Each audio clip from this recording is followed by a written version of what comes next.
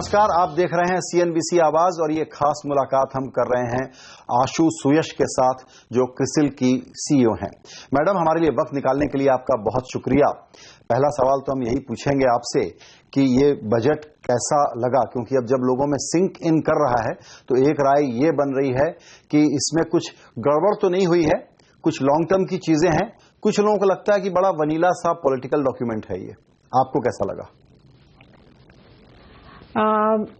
मेरा ये मानना है कि वित्त मंत्री ने और गवर्नमेंट ने इस बजट में बहुत सोच डाला है और एक तरह से देखा जाए तो ये एक कॉम्प्रिहेंसिव बजट है, इंक्लूसिव बजट है। फार्मर से लेकर इंफ्रास्ट्रक्चर क्षेत्र के लिए एक तरह से एक पाथ ले डाउन किया है और इसके जो बेनिफिट्स हैं आपको एक साल में नहीं दिखेंगे, मगर हमारा ये मानना है कि ओवर टाइम सब इस मतलब कुछ साल बाद लोग ये साल को याद रखेंगे। और एक चीज सोचने वाली बात है कि पिछले 2 साल से रूरल स्ट्रेस बहुत रहा है क्योंकि मॉनसून्स अच्छे नहीं रहे हैं और रूरल स्ट्रेस के वजह से हर क्षेत्र में आप मतलब डिमांड से लेकर बैंक्स के NPAs पर भी इम्पैक्ट आया है और जो उन्होंने इम्पेटस एग्रीकल्चर पे दिया है इससे जो बेनिफिट्स आएंगे और जो बिलो पॉवर्टी लाइन के लोग हैं उनको जो फायदा होगा वो इनवेरिएबली एक तरह से GDP किकर होगा।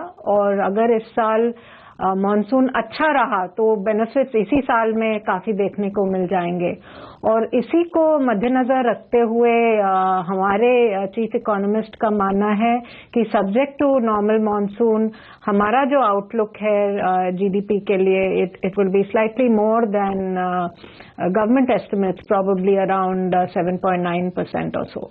इंटरेस्टिंग, यानी कि मॉनसून ने एक ठीक ठाक सा साथ दे दिया तो ये बजट दरअसल बहुत अच्छे असर डाल सकता है। ये बताएं कि ये जो भारत का कॉरपोरेट सेक्टर है उसकी सेहत पर ये बजट कैसा असर डालता है? अगर मैं देखूं तो कॉरपोरेट सेक्टर का जो स्वास्थ्य है चिंताजनक है और बैंकिंग सेक्टर पर भी काफी चिंता है। देखा जाए तो वर्ल्ड डिमांड भी कम है और मतलब घरेलू मांग भी कमजोर है, एक्सपोर्ट्स वीक हैं और ग्लोबल कमोडिटी प्राइसेस कम होने के वजह से और क्योंकि जो कंपनीज हैं जो हाईली लेवरेज्ड हैं वो एसेट सेल नहीं कर पाई हैं। जनरली हमने देखा है कि स्ट्रेस जो है काफी ऑब्वियस है और ये स्ट्रेस आप कंपनी रिजल्ट्स में देखते हैं और बैंक्स पर भी यह असर दिखता है because this is what has contributed to NPAs rising.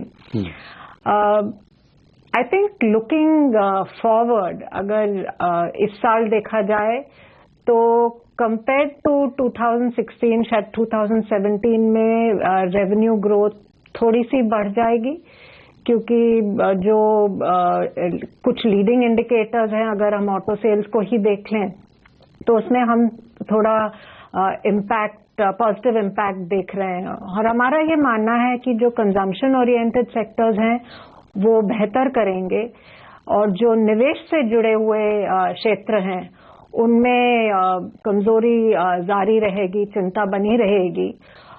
जब तक अक्रॉस द बोर्ड जो एक्सेस कैपेसिटी है उसका यूटिलाइजेशन नहीं बढ़ता है और डिमांड में इम्प्रूवमेंट नहीं आता है वहां पे इमीडिएट इम्पैक्ट देखना मुश्किल है। और जो कंसेंसस एस्टिमेट्स हैं करीब 18% हैं वो हमें ज्यादा लगते हैं। We think it will come lower क्योंकि 2016 इटसेल्फ जो EPS के एस्टिमेट्स हैं दैट्स ओनली अबाउट 4%। तो यही हमें दिख रहा है इस वक्त।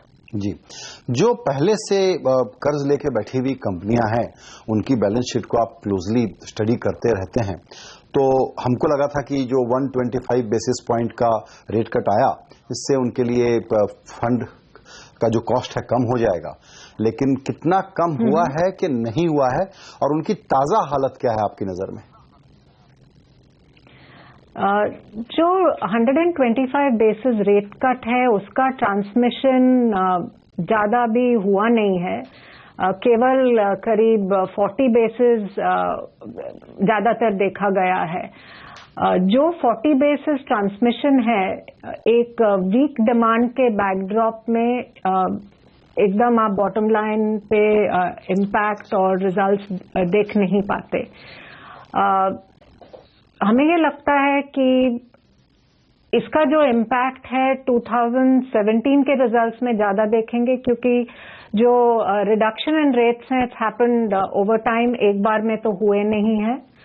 और दूसरी बात यह है कि for operating leverage to really kick in, volume growth होना बहुत जरूरी है, और उसके लिए डिमांड अगर कमजोर रही, मांग कमजोर रही, तो उतना बेनिफिट दिख नहीं पाएगा।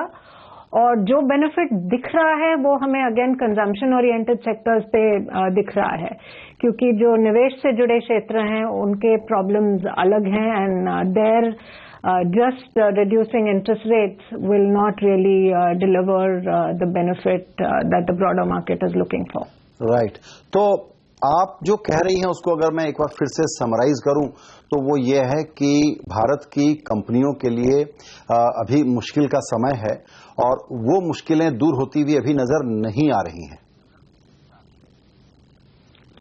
मैं ये कहूंगी कि एक तरह से we are not out of the weak situation yet, right, but it is looking a little better. थोड़े जो early signs हैं वो तो हैं ही, जो ऑयल प्रोडक्ट कंपनीज हैं जो स्पेशली कंजम्पशन ओरिएंटेड है, अगर और आप लग्जरी गुड्स को अगर देखें या फिर आप फार्मा कंपनीज को देखें, और auto sector specially passenger cars, वहां पे सर्टनली थोड़ा इम्प्रूवमेंट दिखा है। आगे चलते हुए आपको एनपीएस की हालत कैसी दिख रही है, क्योंकि बहुत बात हुई है कि इस पर काफी काम हुआ है, तो परिस्थितियां कितनी इम्प्रूव हुई हैं और आने वाले दिनों में आप क्या और होते हुए दिख रही हैं? क्रिसिल की तरफ से हमने एक रिपोर्ट रिलीज की थी मई 2015 में, और तब भी हमने यह कहा था कि यह साल एनपीएस के लिए अच्छा नहीं दिख रहा, और उस टाइम मतलब जो ग्लोबल कमोडिटी प्राइस डिक्लाइन था शुरू ही हुआ था, और अब मतलब आफ्टर 9 months सिचुएशन मतलब एक तरह से डिटीरियरेट ही हुई है, बेटर नहीं हुई है। और हमारा एस्टिमेट मार्च 2015 में था कि NPS specially for public sector banks would be in the region of 5%। And दिसंबर यह एस्टिमेट बढ़ गया है, एंड इट्स अराउंड 7.2%। और हमारा एनालिसिस ये है कि इसका जो बिगेस्ट कंट्रीब्यूटिंग फैक्टर है वह एक तरह से क्योंकि हम लोग कैपेसिटी यूटिलाइजेशन ज्यादा नहीं देख रहे हैं, lots of company specially steel and cement capacity utilization 75% से नीचे है, और ऑब्वियसली इसमें कुछ कंपनीज फिर भी मैनेज कर रही हैं और कुछ का इम्पैक्ट बहुत ज्यादा है, सेक्टर पे इम्पैक्ट है, तो ऑब्वियसली इस सेक्टर में एनपीएस हैं। और इसका सबसे ज्यादा the biggest reason behind this is decline in global commodity prices. ये बताएं कि बजट ने एक फिर से नया फ्रेमवर्क दिया है, तो क्या अब उसके बाद एक इंटरेस्ट रेट में कट और आ जाए, सिर्फ वो चीज वापस प्राइवेट इन्वेस्टमेंट को बढ़ाने में बहुत मददगार हो जाएगी, या सिर्फ उस चीज अकेले से नहीं होगा, कुछ और करना होगा, और वो क्या है? मेरा ये मानना है कि क्योंकि वित्त मंत्री ने फिस्कल प्रूडेंस का पाथ चुना है, एक तरह से it has created the opportunity for Reserve Bank to consider a rate cut. A rate cut काफी strong signal होता है और on the back of 125 basis rate cut, during 2015. इस सिग्नल से और हमें लगता है ये शायद आरबीआई इस पे मूव करेगा। इम्पैक्ट धीरे धीरे थ्रू द ईयर पता चलेगा, मगर सिग्नलिंग काफी स्ट्रांग होगी। बोरोइंग कॉस्ट कम हो जाएगा, गवर्नमेंट के लिए भी बेनिफिशियल है, गवर्नमेंट का भी बोरोइंग कॉस्ट कम हो जाएगा, तो ओवरऑल रेट कट से काफी फायदा होगा and that will really contribute towards growth. जी, कुछ लोग जब ये नंबर आया कि 3.5 जो फिस्कल डेफिसिट है इस पर कायम रहेगी सरकार, तो कुछ लोगों ने कहा कि ये तो फिस्कल फंडामेंटलिज्म है, जरूरत है कि थोड़ा फ्लेक्सी हो जाए। तो दूसरी तरफ कुछ लोग ये कहते हैं कि उन्होंने फ्लेक्सी फॉर्मूला भी उसमें निकाल ही लिया है, जब कहते हैं कि एफआरबीएम एक्ट को रिव्यू किया जाएगा और एक नैरो रेंज में ही सही, लेकिन हम रीडिफाइन कर सकते हैं कि उस कॉन्टेक्स्ट में कैसे देखा जाए इस नंबर को। आपका क्या इंटरप्रिटेशन है?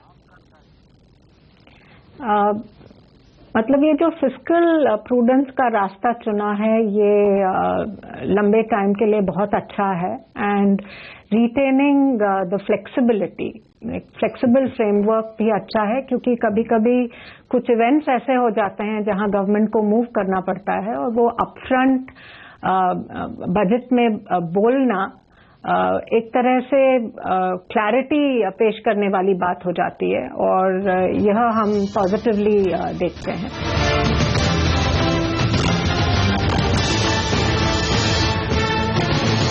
एक जो विवाद का विषय बन गया है वो है ईपीएफ के बारे में जो टैक्स लगा दिया गया है और अब उसके इंटरप्रिटेशन का फाइनली सरकार से इंतजार है। दो राय है कि मिडिल क्लास को बहुत ही बुरा लगा है, जो भी एम्प्लॉइज हैं और जिनका प्रोविडेंट फंड करता है, और बड़ी आलोचना हुई है, तो अब लगता है सरकार उस पर कुछ सोच विचार कर रही है।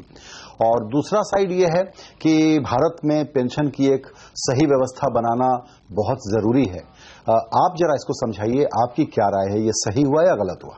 एक कंट्री के लिए जहां demographics really favour the youth, जो सेविंग्स में इतना वैसे भी नहीं विश्वास रखते, उस टाइम में कहना कि जो भी विड्रॉल्स होंगे only 40% will be tax exempt and 60% will be taxed. एक तरह से it can act as a deterrent and a lot of people may not really voluntarily choose for a PF, which somewhere एक तरह से अच्छा नहीं होगा। जो आउटकम गवर्नमेंट चाह रही है, जहां धीरे धीरे पेंशन की तरफ मतलब लोगों की राय बदले और ज्यादा से ज्यादा निवेश पेंशन स्कीम्स में करें, ये पता नहीं, हमें लगता है ये एक तरह से it may not really prove to be the right thing. जी बिल्कुल। एक कोशिश हुई है और हम लोग तो लगातार इस पर बात करते रहे हैं अपने चैनल के जरिए कि लोग सेविंग की आदत डालें और सेवर्स जो हैं वो इन्वेस्टर्स में तब्दील हों, और ये सरकार भी लगातार बात करती रही है कि आप फिजिकल एसेट्स में पैसा मत लगाइए, फाइनेंशियल प्रोडक्ट्स में लगाइए। क्या ये बजट जी इस चीज को आगे बढ़ाने के लिए कुछ काम करता है? बिल्कुल अच्छे स्टेप्स लिए गए हैं। ज्यादातर जो फिजिकल एसेट्स हैं, देखा गया है मैक्सिमम मतलब 50% से ज्यादा house hold savings real estate और गोल्ड में जाते हैं। तो इस बजट में दो चेंजेस आए हैं जो शायद इस हैबिट को चेंज करने में कामयाब रहेंगे। जो गोल्ड मोनेटाइजेशन स्कीम और जो gold bond scheme, sovereign gold bond scheme 2015 में इंट्रोड्यूस हुई थी, उस पे जो इंटरेस्ट मिलता है उस पे टैक्स वेवर दे दिया गया है, टैक्स नहीं लगेगा, उस पे ब्याज पर टैक्स नहीं लगेगा, और कैपिटल गेन्स पे भी इंडेक्सेशन बेनिफिट अनाउंस किया है। इससे this will act as an impetus and मतलब इससे लगता है कि लोग गोल्ड में ना निवेश करते हुए ये स्कीम्स के तरफ जरूर ध्यान देंगे, क्योंकि इसमें टैक्स सेविंग का अपॉर्चुनिटी, टैक्स प्लानिंग की अपॉर्चुनिटी मिल जाएगी। और दूसरा जो रियल एस्टेट इन्वेस्टमेंट ट्रस्ट थे वहां पे टैक्सेशन की क्लैरिटी नहीं थी।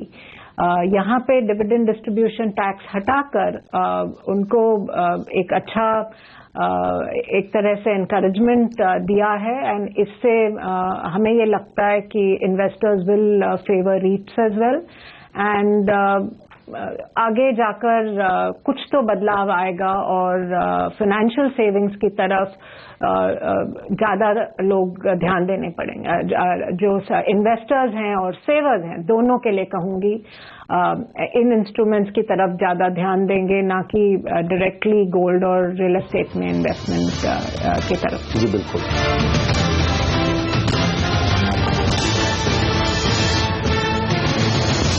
आपको आए ठीक ठाक सा वक्त हो गया है, तो उसके बाद क्रिसिल से हम नई बड़ी खबरें क्या सुनने वाले हैं, कुछ नया प्रोडक्ट, कुछ नए इनिशिएटिव, अगर उसके बारे में आप बताना चाहें तो।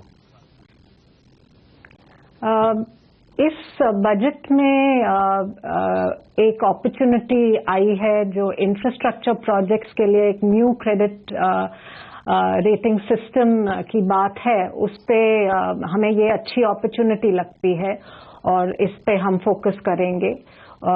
उसके अलावा सबसे बड़ी बात है कि इंडिया का जो बॉन्ड मार्केट है वह काफी मतलब relative to the size of the GDP it is very small. In fact corporate bonds केवल 2.5% ऑफ जीडीपी है compared to other emerging markets which are in the 20s and developed markets जो 50% से ज्यादा हैं।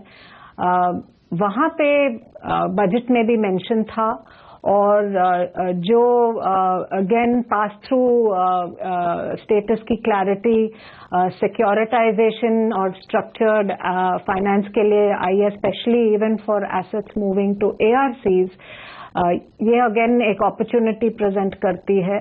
तो हमारे लिए डेवलपमेंट ऑफ बॉन्ड मार्केट एक बहुत अहम मुद्दा है और हमारे मिशन के लिए बहुत इम्पोर्टेंट है, क्योंकि क्रिस्टल का जो मिशन है वो है making markets function better and उसमें बॉन्ड मार्केट का बहुत बड़ा रोल रहेगा और हम इस पे फोकस करेंगे।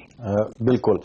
इनफैक्ट एक आखिरी सवाल मुझे चलते चलते और पूछने का मन हो गया है और वो ये है कि क्या आने वाले दिनों में अभी जो भी इकोसिस्टम है इस वक्त उसमें आपकी तरफ से भारत की कंपनियों के बारे में रेटिंग अपग्रेड की रिपोर्ट्स हम ज्यादा आते हुए देखेंगे, और भारत की सोवरेन रेटिंग की अगर बात करें तो उसके बारे में आपको क्या अनुमान दिखता है? ये देखा है हमने कि जो अपग्रेड टू डाउनग्रेड रेशो है, केवल आप नंबर ऑफ कंपनीज का मेजर लेके चलें तो वो अबव 1 है, विच इज पॉजिटिव।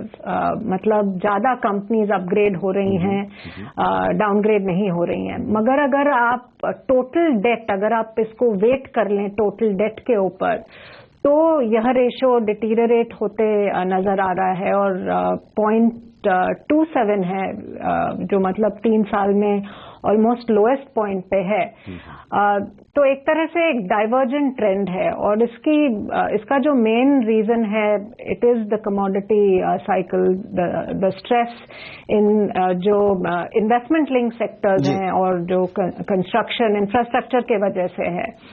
तो ये डाइवर्जेंट ट्रेंड अभी आगे भी चलते दिख रहा है। और जो अगर सॉवरेन की तरफ ध्यान दें, ज्यादातर क्योंकि गवर्नमेंट ने फिस्कल प्रूडेंस का पाथ चुना है, यह नॉर्मली एक पॉजिटिव बात होती है जो ओवरऑल इवैल्यूएशन फ्रेमवर्क में जो लिया जाता है। सो ओवरऑल देखा जाए तो इट इज समथिंग जो हम पॉजिटिवली ले रहे हैं। केवल जो बैंक कैपिटलाइजेशन का जहां सवाल खड़ा होता है वहां हमें लगता है जो 25,000 करोड़ एलोकेट हुआ है वह हमारे एस्टिमेट से थोड़ा कम है, मगर जो रीसेंट अनाउंसमेंट हैं specially around revaluing real estate and adding to capital, वो एक तरह से इट माइट एड अप, उस पर अभी काम जारी है। बिल्कुल, ये आपने अहम बात बताई कि शायद देश की रेटिंग के लिए थोड़ा पॉजिटिव माहौल बनता हुआ दिखता है, लेकिन भारत की कंपनियों के लिए अभी संघर्ष जारी रहने वाला है। आशु जी, आपकी इस बातचीत के लिए बहुत शुक्रिया।